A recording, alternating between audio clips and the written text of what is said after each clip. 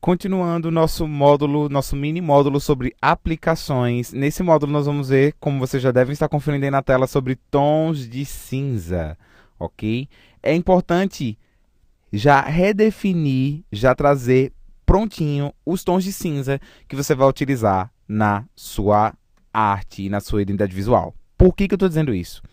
Porque se engana quem pensa que são feitos layouts coloridos e eles são transformados em tons de cinza quando chega um panfleto em tons de cinza para você.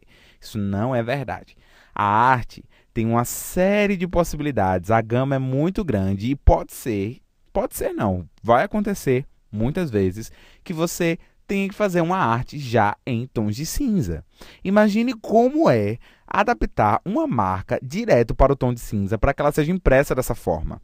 Lembrando, é totalmente ilógico e totalmente fora de cogitação a gente criar uma arte colorida e ela ser impressa em tom de cinza. Se o seu chefe, ou se a equipe de criação, ou se teu superior já disse para você que aquilo vai ser impresso em tom de cinza, então você deve criar a sua arte já nesses tons, para que você não tenha surpresas na hora da aplicação das cores, na hora da impressão.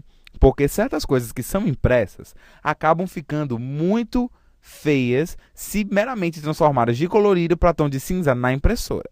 Você deve já criar tudo em tom de cinza para não ter surpresa alguma. Passada essa explicação, você já entendeu por que no manual de identidade visual já deve ter os tons de cinza a ser utilizados na logo do instituto ou na logo que você está criando.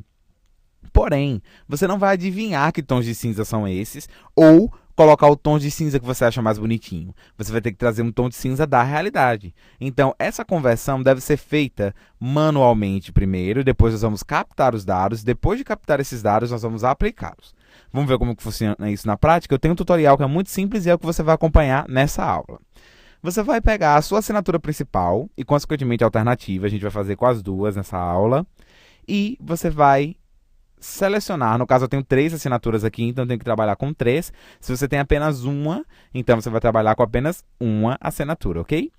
No seu programa de edição, você vai renderizar esses vetores. Você vai transformá-los em bitmaps. Então, vou converter os meus vetores em bitmaps aqui, ok. Depois de converter em bitmaps, o seu editor deve ter a opção de você mudar o modo de cor das bitmaps. E olha o que você tem, os tons de cinza. Agora imagine comigo se eu tivesse modificado todos os tons de cinza para a mesma coisa. Não ia dar conflito na hora da gente imprimir? Vejam que, apesar de ser tudo tom de cinza, nós temos marcas totalmente diferentes aqui. Então eu tenho que converter, trazer essas cores para cá. Nos programas mais básicos, o que você pode fazer é copiar com o seu balde de tinta os tons de cinza certinhos da sua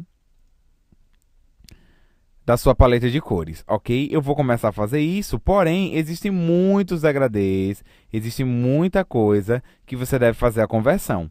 Então, como o objetivo do curso é trazer para vocês apenas como fazer as coisas e as referências, eu não vou passar a aula toda modificando para vocês, mas veja o resultado a partir do próximo instante.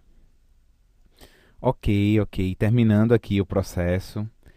Como eu estava falando, você tem que tomar cuidado com os gradientes e com tudo que você fez para tentar reproduzir o máximo possível aquilo que você está vendo nesse molde que você tomou, que é a figura em tons de cinza, ok? Dependendo do programa que você está editando, isso pode ser ainda mais fácil de fazer. Eu faço dessa forma porque eu gosto de ter todo o controle em cima dos tons de cinza que eu estou tomando, em cima de tudo aquilo que eu estou fazendo. Eu gosto de ter um controle um pouquinho maior sobre as peças, mas o que não significa que você não tenha fazendo de outra forma. Lembrando que esse curso não é basicamente para poder ensinar você a fazer coisas, mas ensinar a gente a como estruturar melhor e termos melhores soluções publicitárias para os nossos clientes. Ok, saindo das justificativas, vocês estão vendo agora, logo abaixo, as versões vetorizadas das marcas em bitmaps em cima. Bem, tá bem fiel, né? Tá bem igual aquilo que a gente tem ali em cima. Então, esses são os nossos tons de cinza oficiais, ok? Dentro do manual, vale a pena você deixar, como nós temos um logo complexo como esse, eu não vou inserir os tons, né, de cor, mas vale a pena você trazer também no seu manual os tons de cor que você utilizou para cada assinatura. Pensando bem, eu vou inserir esses tons aqui. Você pode procurar os tons, né? Vou desagrupar aqui e mostrar para vocês que, no caso desse programa de edição, ele mostra para a gente, tá? A quantidade de cinza que você está usando. E você pode colocar esses tons logo abaixo, como cinza predominante. E é o que eu farei agora. Eu desenhei aqui 3 quadrados, 3 retângulos, melhor dizendo. Vou dar uma alinhada neles.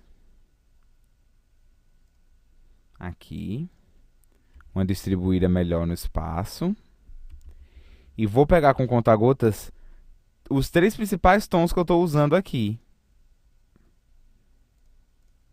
Direto com o conta-gotas. Então, vou buscar esses tons que formam esses degradês mestres aqui, né? Opa, acho que esse fica melhor na segunda posição. Ok. E aqui nós temos esses 3. Agora a gente vai precisar nomeá-los. Então, logo ao lado você coloca um texto. Vou colocar um texto qualquer para não perder a configuração. Mas a gente já vem aqui.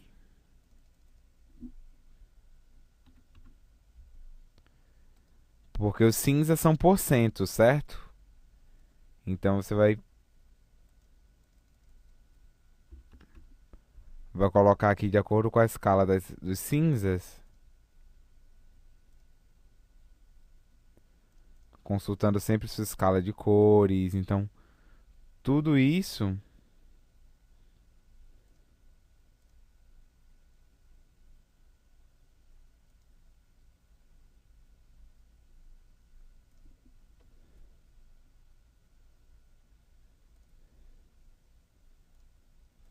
você vai inserir aqui. Ok? E vamos repetir isso com as outras. Uma dica que eu quero fazer aqui, que eu acabei modificando os valores aqui, gente. Fui vendo aqui durante a aula. Um pequeno equívoco que eu já quero corrigir aqui com vocês dentro da própria aula. Nós vamos trabalhar aqui nos tons de cinza, preferencialmente com a tabela CMYK, certo? Então, como nós vamos trabalhar com essa tabela, então é necessário, não apenas vale a pena, mas é necessário que a gente escolha o cinza. E o que o programa vai trazer geralmente para você é a tabela de 256 tons de cinza. Você modifica ela para CMYK e ela vai trazer a cor correspondente. Então, por exemplo, aqui eu sei que eu tenho 50% de preto. E esse númerozinho que vai. Na tabela CMYK, as cores, os tons de cinza, são revelados em porcentagem. Então, por exemplo, eu vou aqui com conta-gotas, eu vou pegar aqui meu tom mais escuro aqui, que é o das letras. Eu venho aqui, vamos tentar descobrir pela tabela CMYK, que esse é 90% preto. Então, ok, já está lá. Vamos ver o segundo tom, tá? Que é esse aqui. Trazendo para cá, é o 122 a 256, mas é o 50% preto. Então, a gente coloca aqui 50%.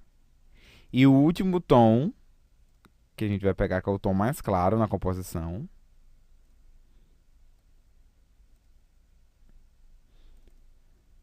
Vamos lá descobrir. Na tabela CMYK ele é o 30. Então, 30% de preto, certo? Qualquer pessoa que vir trabalhar com outras tabelas vai retirar a partir dessa tabela que está aqui, ok? Então, trabalhando dessa forma, só ajustando as suas tabelas, você já vai ter os tons de cinza que você precisa para que as composições sejam feitas, beleza? Então, é isso. Essa é a aula sobre tons de cinza.